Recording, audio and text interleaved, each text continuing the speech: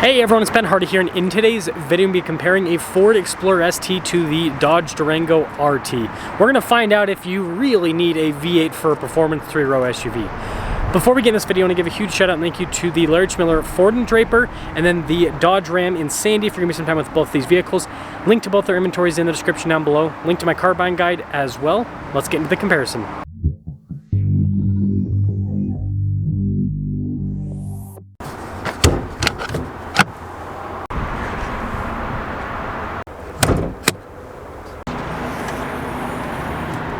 Powering the Explorer is a turbo 3-liter V6 putting out 400 horsepower and then 415 pound-feet of torque.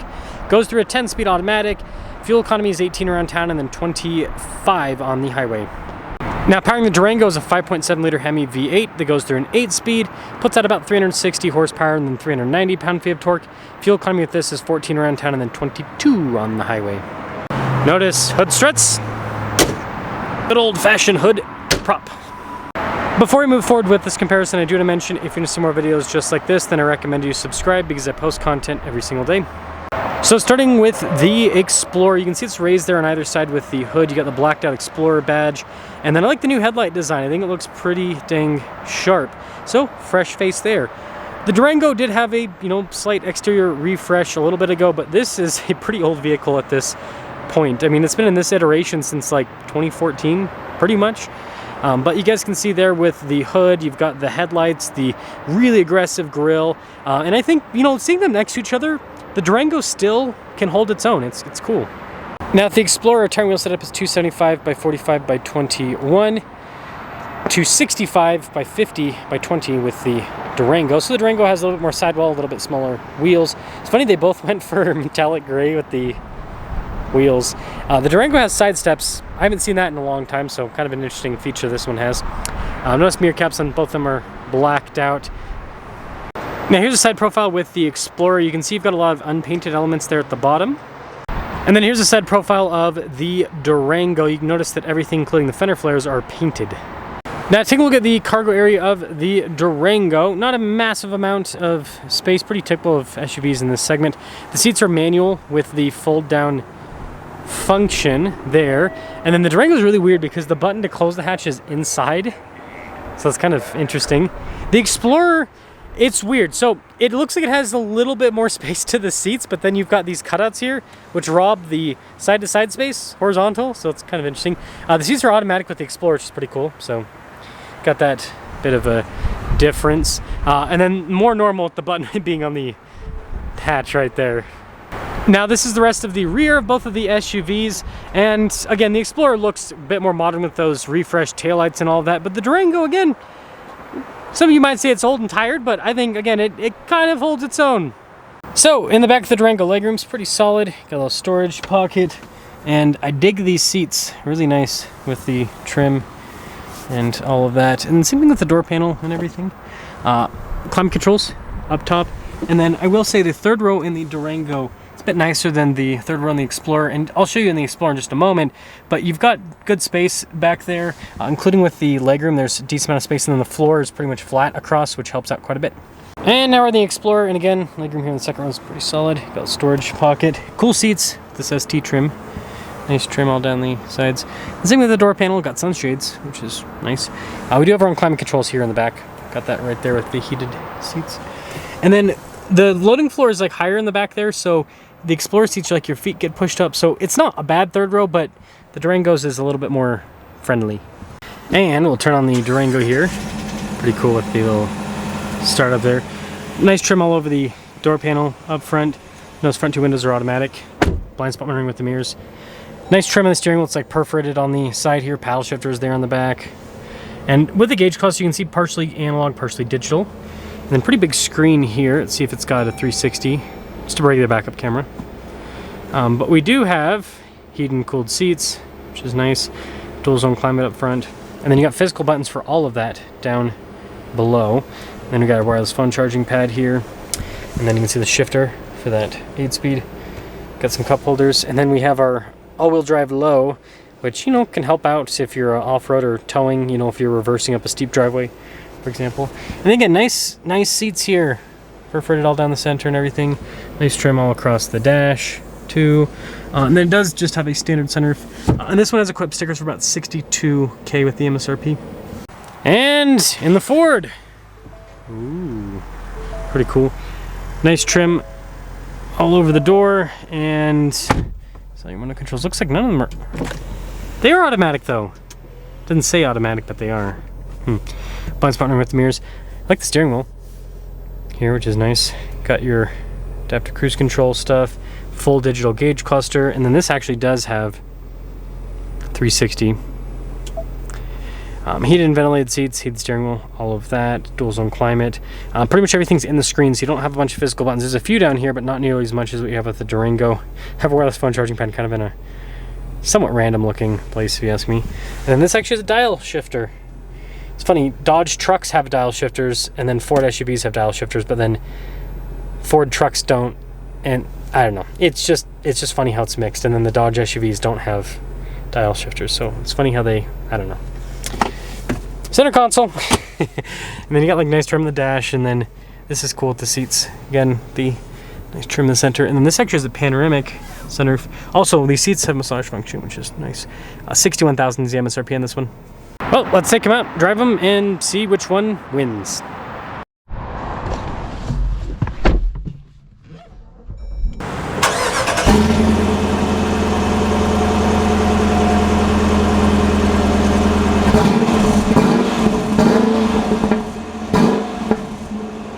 Well, Durango RT. Let us set off and feel some V8 power.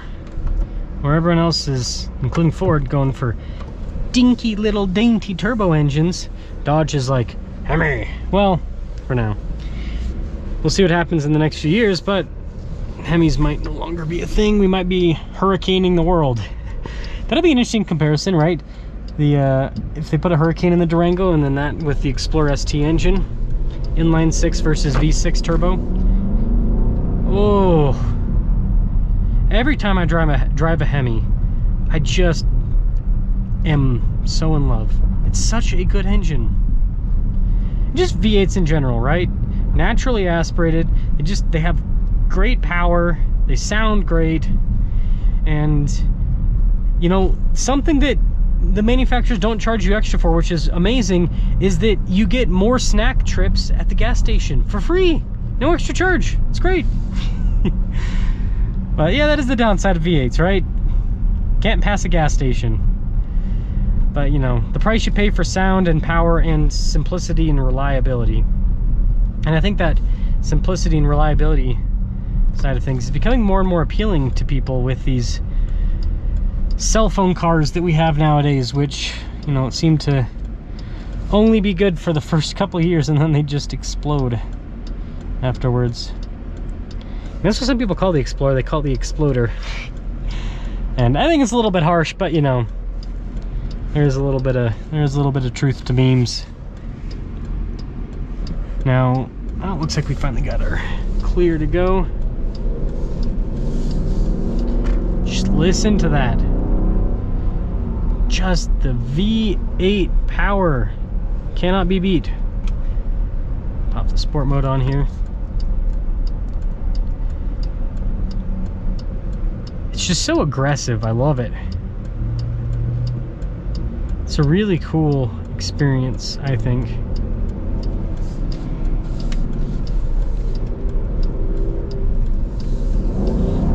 Oh yeah.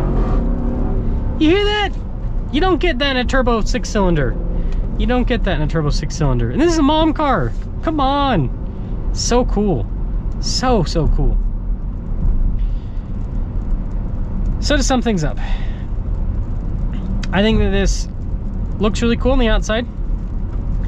I think that it drives well. I think, of course, it sounds great. Sounds great. There's not really any downsides to the Durango. It doesn't have a 360 camera. That'd be a nice feature to have. Figured out, Dodge. But outside of that, I mean, it's got enough features. And frankly, I don't even care that much about 360 camera system, but I know some people do. But yeah, for me, I mean, this has adaptive cruise control. It's got heated, cooled seats. V8. I don't know. I don't think you could ask for more. But let me know your thoughts on the Durango RT.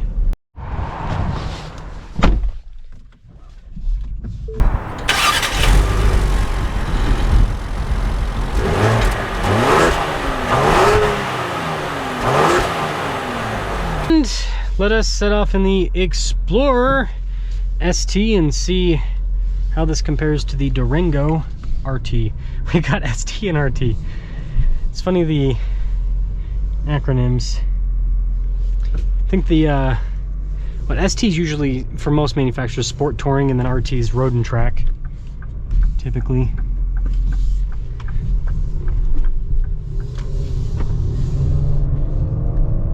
Interesting. It's kind of jumpy there. But I will say the torque's great. The V8 has that naturally aspirated instant response, and so this is what I've noticed with V8s versus turbo engines, is even though V8s might be less, you know, on the torque side of things, and they might develop the torque at higher RPMs, that instant response that you get with the V8 with the naturally aspirated power, it kind of fills the gaps, and it makes it feel just as good as a turbo engine with low torque like this. When I say low torque, low end torque rather. But yeah, handling's good. You can tell this is definitely, the Durango's kind of more, they're both unibody, but the Durango's kind of more truck-like. This is a little bit more car-like, but they both handle well. I wouldn't say that one's necessarily that much sportier than the other in terms of the handling characteristics. Durango definitely sounded a lot better. Sport. Yeah, I wish they did this cool animation like they do with the F-150s, where it does like the spinny thing. But, you know, beggars can't be choosers. Oof. Yeah, I mean, it's definitely quicker. You can, and we're at, this part of Utah is like 40, probably 4,300 feet above sea level. So turbocharged engines are always going to do better. But it's, you know, I don't know, it's not like a night and day difference, but this definitely, oof, it feels good. So Explorer versus Durango. Well, objectively, the Explorer has more features for the same money, so it's got that going for it. But V8, right? I think it'd be a tough choice. I think personally, I trust the V8 long term. Like, in the Hemi's not a perfect engine, but it's a pretty good engine. So I guess if I was going to keep the vehicle for longer, I'd probably lean towards a Durango. But if it was going to be a shorter ownership period, I don't know, the Ford's cool, it's fresh, it's new, it's got some better tech. But I also wouldn't want to be with one of these for long term. I'm just not so sure about these big infotainment systems. The Durango has a big screen, but also a bunch of physical buttons too. Like this, you can't survive without the screen. Like if your screen goes out, your car doesn't, I mean, it still works, but like you can't adjust your climate controls. There's a lot of stuff you can't do anymore. Versus the Durango, I still have the ability to do simple stuff like adjust the climate if my screen breaks. So just a thought. Let me know what you guys think with this comparison. But I think there's pros and cons to both the vehicles, and I'm surprised how well the Durango's held up over the years. It's still competitive.